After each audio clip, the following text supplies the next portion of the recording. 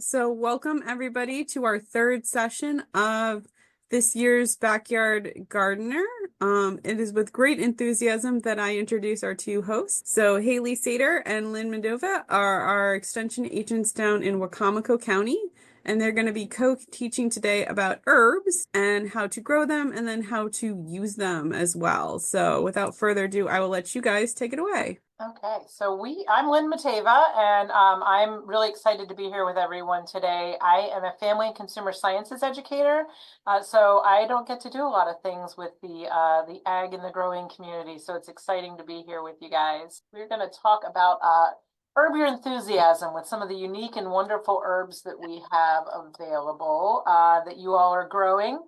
And so all of our programs are through the University of Maryland. They're federally funded and they're open to everyone, and we need to make sure to let you know that. And then today we will cover an overview of edible and aromatic herbs. We're going to talk a little bit about growing tips for herbs, specifically in Maryland, and making the most of your harvest, use of unique culinary herbs, and just kind of finding more ways to incorporate those into your routine. There's a variety of different herbs, and Haley, I don't know if you want to talk about these here or if you want me to talk about this, but most of them are edible. Some of them you can actually chew and digest, and they're going to add a lot of extra interest to your foods. Some of them are more aromatic, so you're not going to get sick specifically from crunching on rosemary, but it's very woody.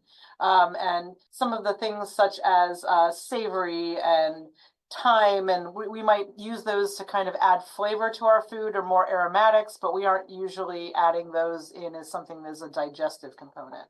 There are so many great ways that we can use herbs to flavor our food. It really helps us create more variety and just kind of intrigue in our cooking. It helps us enhance flavors. As a nutrition educator, I specifically love that herbs are a way that we can flavor our food and control the sugar, fat, and salt that we add, because those are the things that we're always being told that we need to watch in our food and our diets. And herbs are just a really great way to incorporate flavor and depth of flavor into our meals without adding extra sugar, extra fat, and excessive salt. And then the other component about adding herbs to our meals is that they are adding some nutrients, they're going to add some fiber, and they're going to add phytochemicals, which are where all of those antioxidants come from in our food, in our fruits and vegetables. And that could be just a little teeny bit if we're just sprinkling herbs on top, or if you're eating a dish that's really heavy in herbs, like some of the dishes we'll show you shortly, you may be getting a whole lot of phytonutrients from your food. One thing I always like to share with people whenever we are talking about eating herbs is that it's really important to make sure that we're following safe recommendations for them. We live in a grand time with information accessible to us from all over the globe, and there's lots of people that share information about home remedies and herbal remedies, and there are some things that have been researched to be very effective. There are also some things that maybe have not had as much research, or they've been researched and shown not to be as effective. So it's just really important to know that if we are doing something that they're effective, what is the effective dosage or the amount we can consume? And then we also want to be aware of potential interactions. Certain foods may interact with medications we're on, or if we have certain health conditions, we may have been told to avoid certain food compounds. And this is just a really great site you can go to look them up. It's Medline Plus. And you go on there to the herbs and supplement page, and they have alphabetical order, just about everything you can imagine. And sometimes you may hear of a wonder herb or supplement on the internet, and then you go look here and they'll say, this hasn't been researched hardly at all, or it's been researched. And peppermint is an example of that. It's been found very effective for a variety of digestive disorders. So just a great place to go check and see before you embark on a new herbal remedy. All right, and Haley, I'm going to turn this over to you so you can talk to everyone about growing. Herbs really encompass a very broad category of plants. They're not just one species or family of plants. The way I kind of like to think about different herbs and how to plant them in your garden is whether they're annuals or perennials. So just to kind of go over the basics, your annuals are going to be the things that you plant every year. So for example, I just actually last night planted seeded some basil. things like cilantro, marjoram, or dill. Those have to be planted every year unless they drop a whole bunch of seeds on the ground, and then sometimes they will seed themselves. But these tend to make lots of seeds. If you want to keep them in the same spot, that can be a good thing, but you may end up finding dill all over your garden because it makes so many seeds. So if you don't like that, clip the seed heads off of dill when you're growing it before it can go to seed. Biannuals, there are a couple of plants like parsley and sage and stevia that will usually grow for just 2 years and come back. So parsley, it should come back the next year, but if we have a really cold winter or something like that, or it's really wet, sometimes it won't come back. But they're supposed to have a 2 year life cycle versus perennial herbs. So we already talked about rosemary, something like lavender. Those are going to be herbs that you plant one time, and unless conditions become unfavorable for them, they are going to last for many, many years. I think there's some rosemary plants in my neighborhood that look like they have to be, 30 years old, which is really cool. There are also herbs, maybe perennial in their native habitats, but are not going to be perennial in Maryland. And I'm using Zone 7B as an example here because that's my zone, USDA growing zone here in Salisbury. But if you're in another part of Maryland, you may be in a different USDA zone. So, for example, I think we're on the cusp of where you can successfully grow lavender reliably year to year. If you get significantly colder than USDA zone 7, I think you start to have trouble with especially certain varieties of lavender. So you want to make sure if you're trying to plant something to be a perennial, that it's really meant to grow in that zone. Or if you want to grow something like eucalyptus, you're just going to be growing it as an annual because it is not going to come back every year. So you just treat it like an annual. As far as actually planting and growing your herbs, pretty much like almost all garden plants, and this is true of herbs, are going to want well-draining soils. And a good example of this would be a black loamy soil.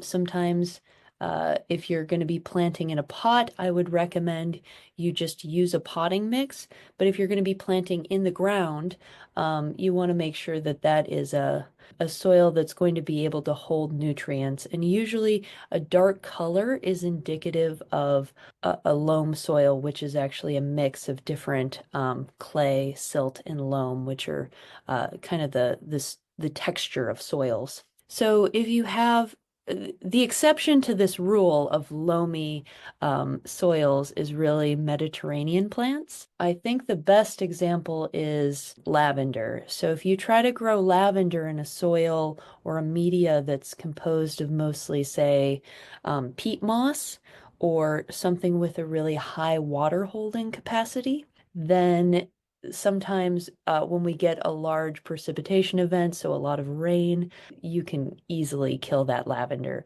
because its roots really do not like sitting in water. Anything that's from the Mediterranean usually is not going to want to be in a place where it sits in water, especially during the growing season. So, rosemary, in my experience, has been more forgiving of this, lavender, less forgiving. Okay, so talking a little bit more about soils, just because they vary so much in different parts of the state. So if you have a sand soil, it's going to have larger particles.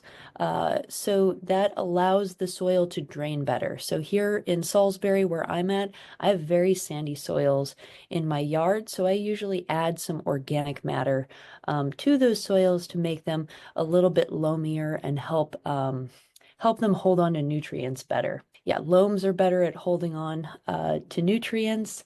Clay, if you have a very heavy clay soil where water doesn't tend to drain very well, these are usually not going to be ideal for herbs. That doesn't mean that you can't plant herbs in the garden or into that soil, but if you're going to do that, amend the soil, amend the area around where you're going to be growing the herbs to lighten it up. And so you can do this with potting mix, but you want to use a material that is going to allow for better drainage in that soil. So how to plant most herbs? So in general, you want to be planting herbs in the spring. If you're planting a non-cold hardy herb, for instance, maybe something from Asia or something from a more like a warm climate, you're probably not going to be planting it just yet. You want to wait until the historic last frost date. When I was seeding my basil, I seeded it into transplant trays, and I see that there are going to be a couple of nights coming up where it's going to get cold. So I'm letting it grow outside for now, but if it sprouts before it gets cold, or gets down into the mid to low 30s, I'm going to bring that inside so that it doesn't get frosted because basil will not take a frost. That said, some herbs are going to do well from seed. Basil is an example of that. Other herbs, it's probably better to just transplant. I haven't had a lot of luck growing lavender from seed, but things like basil, cilantro, dill are pretty easy.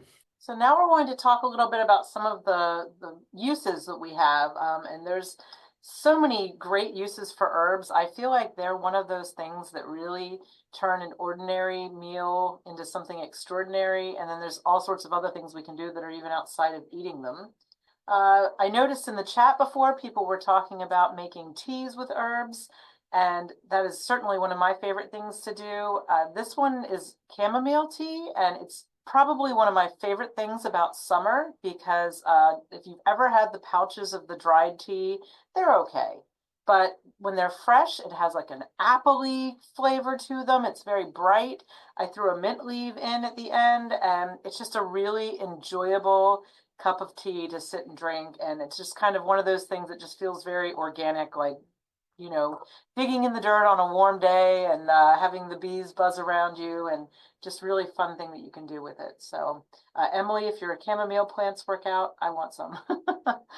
And then, so this is not really herbs. I know pansies aren't herbs, but I treated them like this for this presentation because it's just one of those things we might have growing in our yard. And again, this is one of those places where we can take a pretty ordinary meal. This is just sliced up carrots and radishes, and turned it into something very extraordinary, a very pretty salad that has all of these things, you know, kind of splattered around, and it's very enticing because we eat with our eyes first. So there's all sorts of things that you're growing in your gardens that you can snip over top of salads and plates just to make them look really pretty. Arugula is another herb that oftentimes we see it in the store in packages, or you can buy it at your farm market with the lettuces and things like that. It's a very spicy flavored herb. And so some people don't enjoy that spicy flavor. I love it. But that said, this was thrown on top of a pizza and cooked in the oven. And once you heat it up, it loses that peppery flavor. And so it's going to allow you to have a little bit of green, a little bit of extra nutrients in your food, a little fiber, without having to have that really spicy flavor. Of course, I like it so much, I went ahead and I added more after I took it out of the oven. And so now I'm just showing off a little. I've got lobster up there, but I couldn't find any other pictures for you with chive flowers. Chive flowers are another really fun thing to add to your food this time of year. I noticed that all the little buds are on my chive plants outside just yesterday, and pretty soon they'll all burst open, and they're great to sprinkle over things like deviled eggs if you're bringing them to a party, or just sprinkle over your food, put in your salads, and they're just beautiful, and they're going to add a little bit of an onion flavor to the food.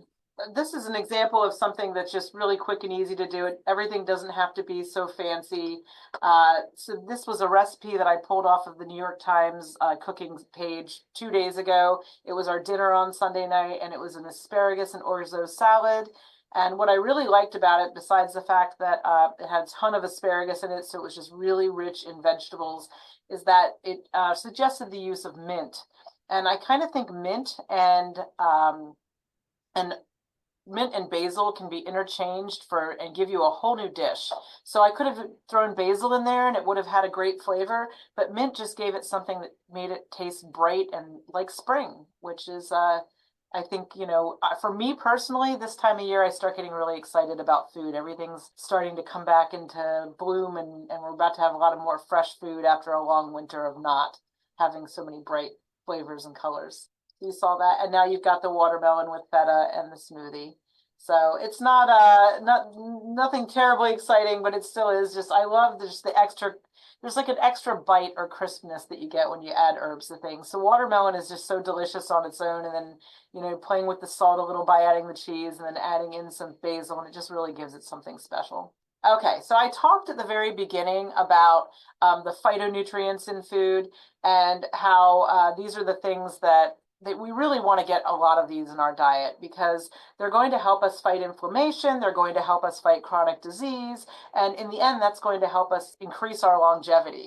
So if we're just sprinkling a little bit of parsley on top of our food, we're getting a little bit of nutrients.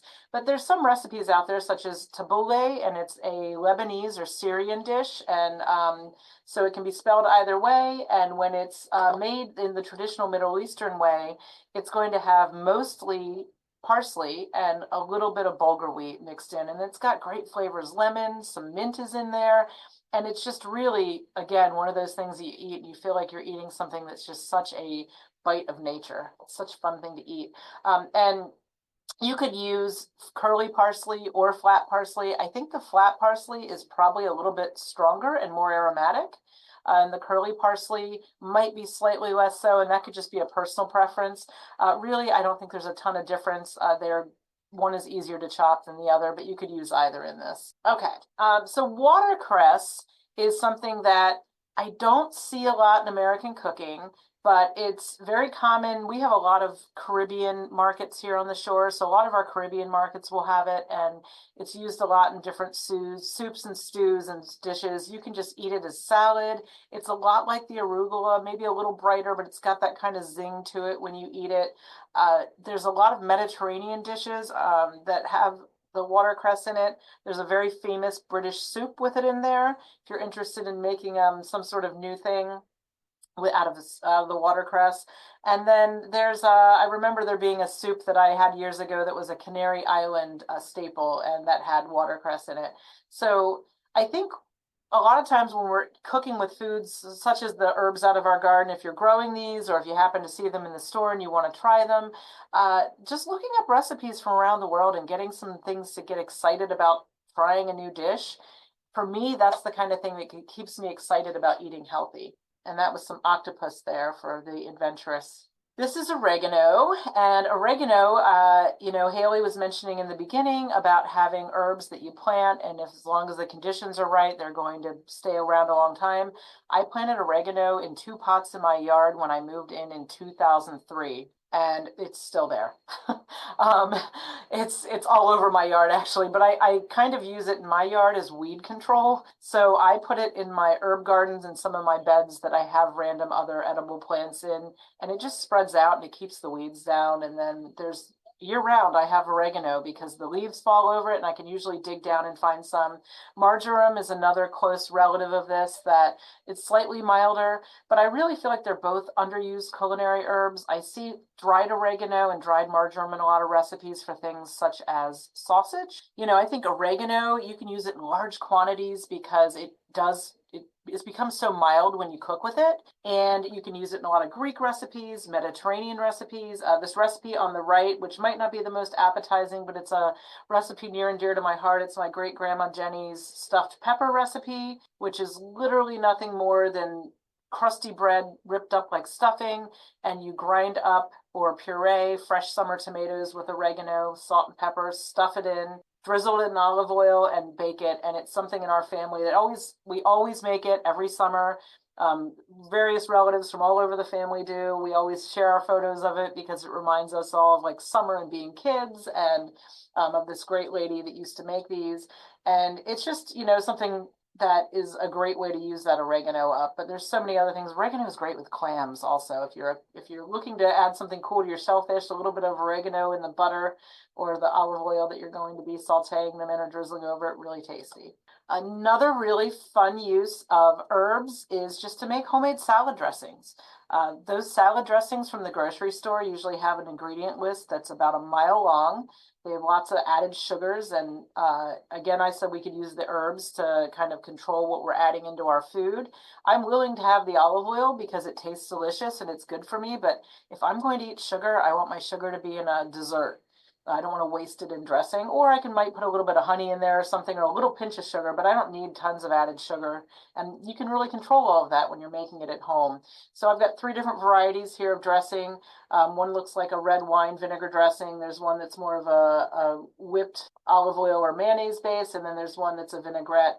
And really, the only thing you need is an acid, such as vinegar or lemon juice, lime juice, some sort of acid, and then a oil. And you just whisk those together and put in your herbs, season with salt and pepper. It takes seconds, and you have a really delicious salad. And you can use some of your herbs, such as your tarragon, that might be growing, you have no idea what to do with it. This is a good place for it. Or those beautiful chive flowers, you could break them up in there. Even cilantro is great in a salad dressing.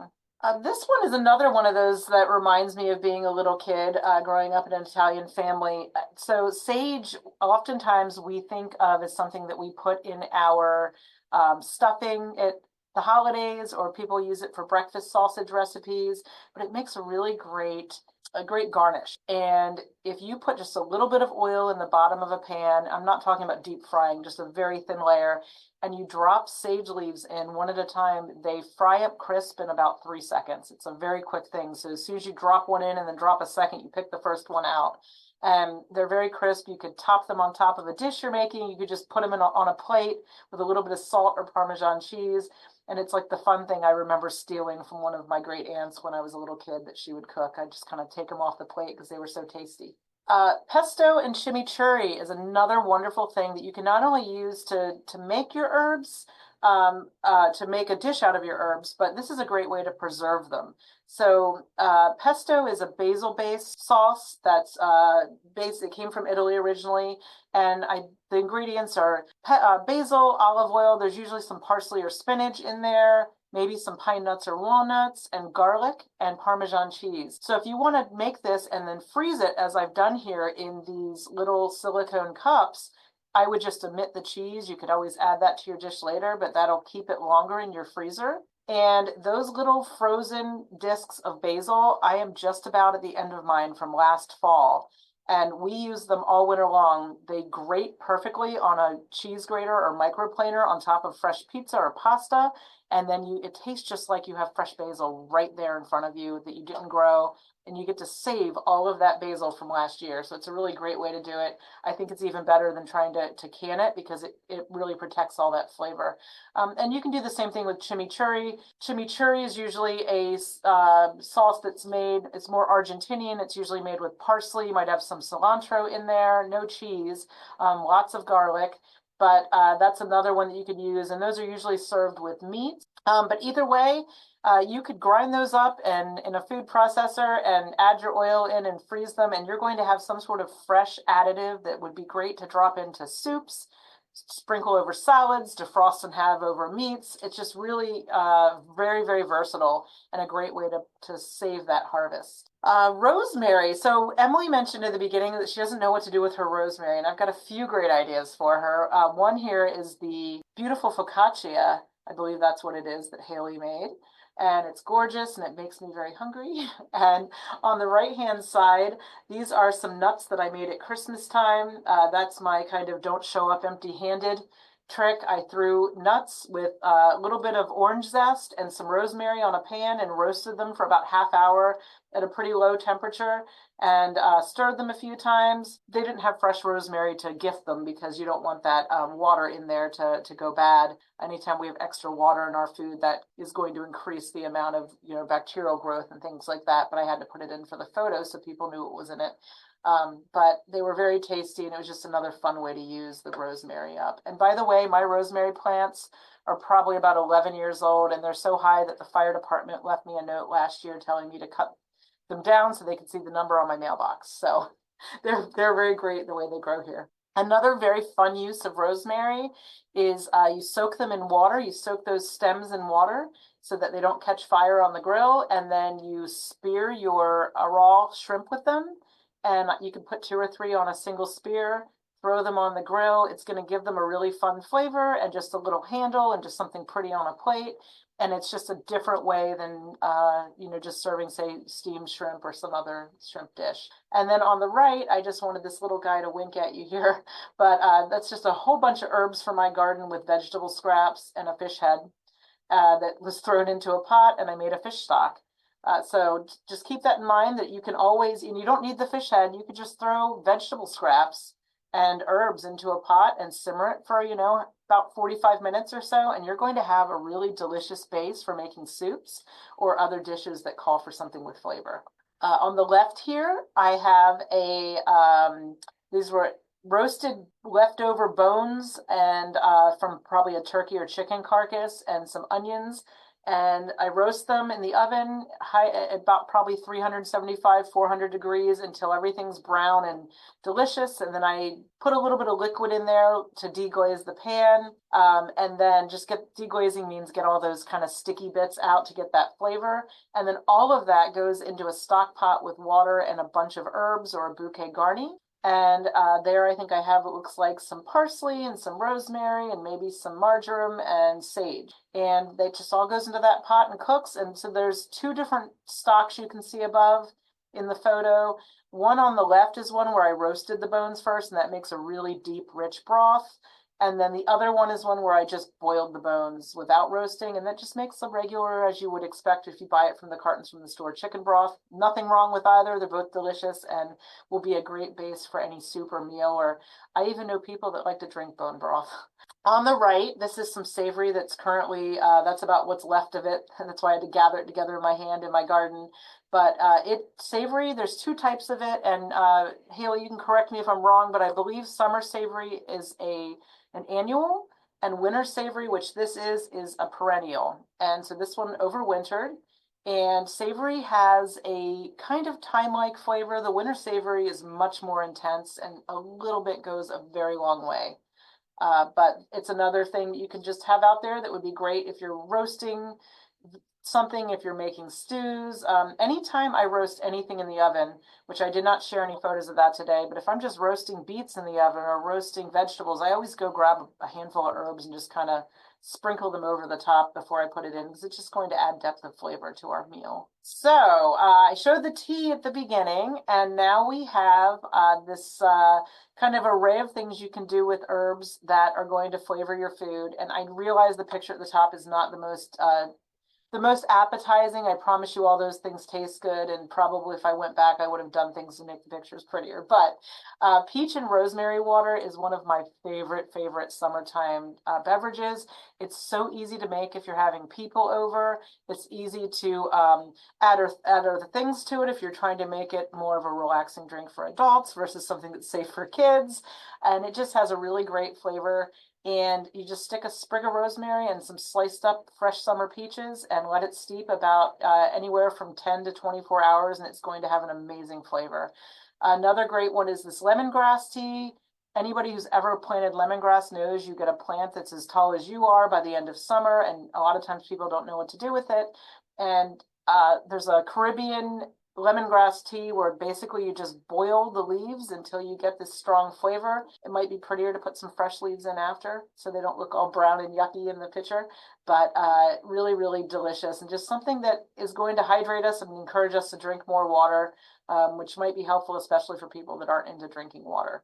On the bottom, I think I have a selection of vegetables and fruits there, and you can add a little bit of mint or lemon balm and just kind of play around and make a little mocktail, and you're going to have a really delicious beverage. On the right, I have some ice cubes that have a variety of fruits frozen with mint, and you could also use lemon balm, would be great in those. Just something interesting to add into a glass of water, a glass of fizzy water, a beverage of your preference, and it's really beautiful to look at too, floating in your cup. Always have to save room for dessert. So the picture on the left are some cupcakes that I make. That really neat trick. This is not an herb trick, but you can always take freeze-dried fruit and crush it up and stir it into icing and change the flavor of it. So if you can find freeze-dried apples, peaches, raspberries, blueberries, I use blueberries here. You can grind those up or smash them in a bag, with a rolling pin, and then mix them into your icing. And then I infused that I took lavender and infused some lavender in there too. So they were lavender blueberry cupcakes. They're one of my family's favorites, and they're always a hit at every party I take them to because people don't expect those flavors, and they're just something different and fun. In the middle there, we have some grilled peaches with mint. I've never met a upside down cake or blueberry buckle or anything in the summertime that isn't benefited by sprinkling a few mint leaves on top, even if you just do it for the garnish and people pick it off. But I personally enjoy it on there, and it's just a really fun thing you can add. And on the right, I had to sneak in the pansies because that was a sweet little cake that my daughter made, and she went out and picked some of the pansies to decorate it with. So just try to remember, you can sprinkle those herbs all over the place. I think they can go from any part of the meal, from drinks to appetizers, dinner, and dessert. Herbs are also fantastic for adding those aromatics to your house and just giving you something to put in a vase all over your house. I wish I could find all the photos of what my house looks like in the summertime, but I think I just take too many and I couldn't find them for you today. But on the left, I have a flower frog that's stuffed with all sorts of things growing in my yard. Personally, I'm not a fan of the ivy. I've been trying to combat it for 20 years, but I will take it and stick it in an arrangement because it grows, I might as well pull it out and use it. But in that picture, there's some actual onion blooms sticking out, and those were really fun to shove in there. In the middle, you probably all recognize the lavender, so that's always fun that you can stick it in a jar. What I couldn't find was photos of things like rosemary, because the rosemary bushes are so just large and they grow so prolifically. I will take them and cut them all year round. They're great in the holidays, they're great in the summertime, and just stick them in jars. It adds a wonderful fragrance to your house, and you got something, you're bringing in some plant life from outdoors. And then on the right, typically in the summertime, I will have bud vases in just about every room of the house and on the back porch. And I will trim mint and lemon balm and basil and whatever I have out in the garden, and just shove them in these little jars. It's fun for being able to pull a leaf off and stick it in your iced tea or stick it in your water. But it's also great because what happens to them is almost always the herbs, especially the non-woody herbs, tend to sprout roots. And if you leave them long enough, the roots get strong enough that then you can transplant them. And so sometimes the herbs that I bring inside end up going back into my yard eventually. This is there's lots of different ways you can preserve your herbs. I showed you can freeze them, and they freeze really well in oil. And I've seen people even just crush them into trays without the oil and try to freeze them into blocks or in water.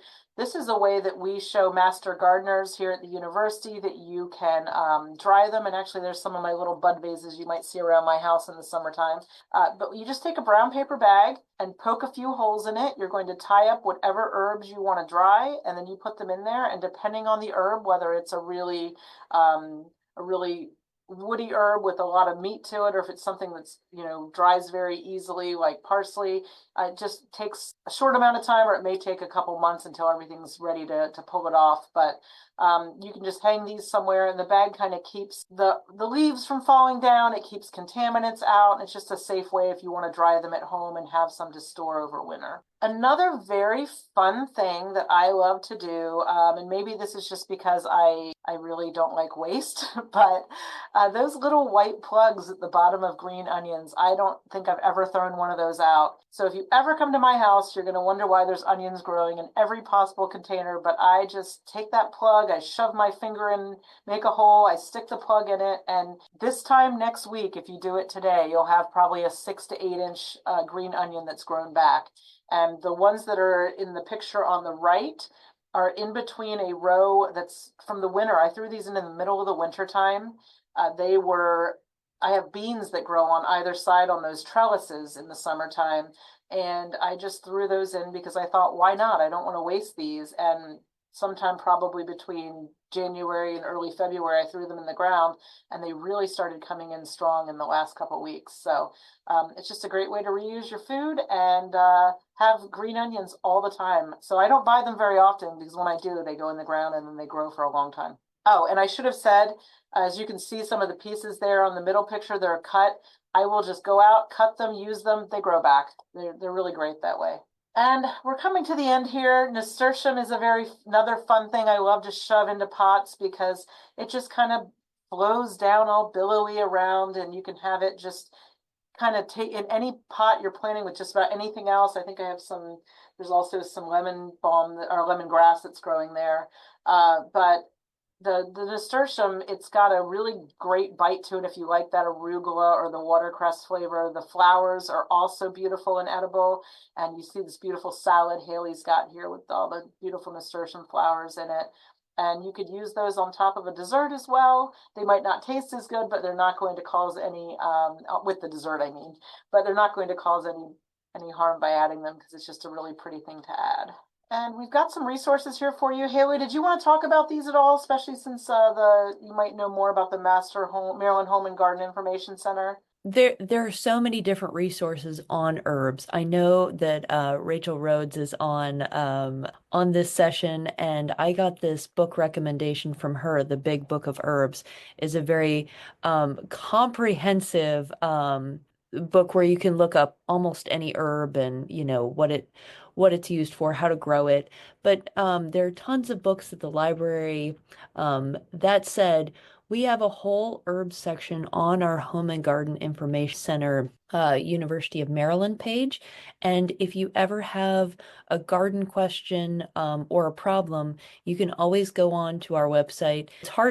Sometimes it's hard to navigate our website, so I'll just type it into Google, University of Maryland Extension, Ask Extension, and you can, if you have a picture of something and you don't know what it is, or you're wondering why an herb is not growing for you, you can ask someone on there. You basically submit your question and we'll get back to you with an answer I think we try and answer within a week. But yeah, Lynn's resource that she talked about earlier, this medicineplus.gov, is a really great, I think, way to make sure that if you're on any medications, that a new herb that you're growing, that you're planning on eating, isn't going to interact with those.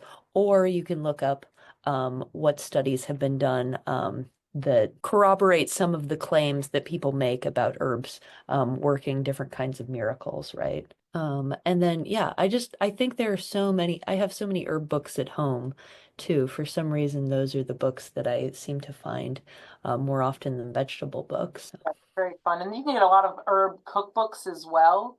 I know I have several at home. And the reason I threw the library into this is because I think that there are so many, and we didn't put any telling you to go on the web and look at websites and blogs, because I think that's what people do anyway. Everybody's already doing that for the most part. We get things shared with us on social media and on the internet all the time. It's really easy to find recipes. The reason I threw cookbooks and library in there is because I feel like we get caught in an algorithm sometimes. If you like something, the internet knows it and they keep giving you more of what you like. If you go look into books, you're not going to be fed the same algorithm that's thinking this is all she wants is what to do with rosemary, or she wants, infused waters or whatever. This way, it's going to give you a little bit of a more kind of surprise in some of the recipes and ideas and uses for them. And the library, I go to our library and you can't see it because I'm all blurred. I've got a stack behind me right now. I check out cookbooks all the time. And I think I'm one of 3 people that checks out cookbooks in our local library. So I get to kind of preview brand new clean cookbooks on some of the wildest things I probably would never order or buy. And I don't have to pay for them. And in fact, the books behind me have been renewed twice without me even doing it because nobody else checks out cookbooks. So if you happen to just really, you have a day and you're just like looking for something new, I really advocate for that. It's just something else fun that you can do to increase your knowledge on herbs and how to use them. So I think we've come to the end here. And I apologize, I have to run to go teach something else, but it's been awesome hanging out with everyone today. And our information is here. I'm at the Wycomico office, as is Haley. So please, if you have any questions, feel free to reach out at any time. Yep. Thank you. That would be Um, wellness, Rose. Sorry, I see your question popping up. We really appreciate you guys being so active in the discussion and interacting with us. And maybe next time, maybe we'll have Lynn's, she can give us a recipe too to send out when I send out the recording of this. All right. Thank you Bye. all. We'll see you in 2 weeks for a companion planting talk.